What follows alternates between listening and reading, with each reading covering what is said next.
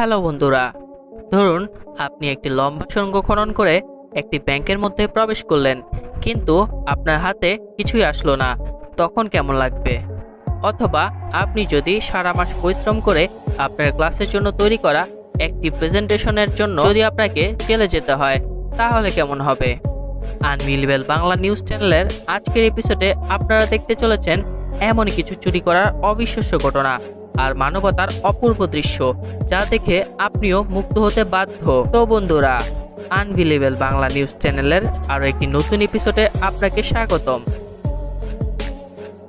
এই ভিডিওটিতে দেখা যায় একজন মহিলা গাড়িতে করে বাসায় ফিরছিল, আর তখনই বাইকে করে একজন চোর এসে তার ব্যাগটি ছিনতাই করার চেষ্টা করতে থাকে। এরপর দেখুন মহিলাটি চোরটিকে এমনই উত্তম মধ্যম দিল যে সে মাটিতে লুটিয়ে পড়ে।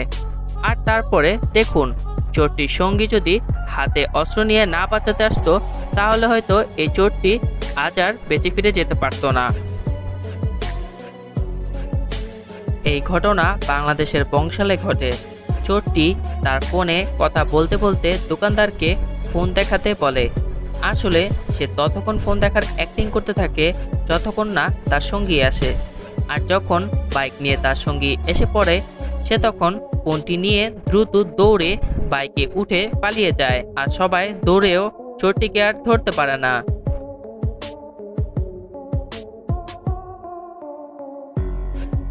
এখন আপনারা যে চোরটিকে দেখতে যাচ্ছেন, সে আর কেউ নয়, স্বয়ং পুলিশ চোর। 2018 সালের ফেব্রুয়ারি মাসে তামিলনাড়ুর চেন্নাইতে একজন পুলিশ অফিসার এক বাইক থেকে পেট্রোল চুরি করে তার নিজের বাইকে ঢুকাচ্ছিল। কিন্তু এই ঘটনাটি ক্যামেরায় রেকর্ড হয়ে যায়। আর যে গাড়ি থেকে পেট্রোল চুরি করে সেটিও একটি সরকারি বাইক ছিল। ভিডিওটি ভাইরাল হওয়ার পর অনেকেই লোকটিকে দেখে হাসি শুরু করে দেয়, আবার অনেকেই বকাঝকা করে। টেক্সাসে 14 বছর বয়সী এই স্কুল স্টুডেন্ট একটি সার্কিট বোর্ড থেকে একটি ইলেকট্রনিক ঘড়ি তৈরি করে।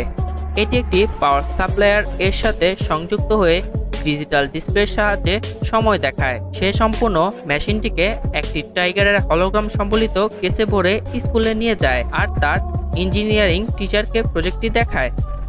আর তারপর সে সেটি তার ব্যাগে রেখে অন্য ক্লাসে যায়। এরপরে অন্য একজন শিক্ষক এটি শব্দ শুনে এটিকে একটি বোমা ভেবে বসে এবং তাদের প্রিন্সিপালকে জানায়।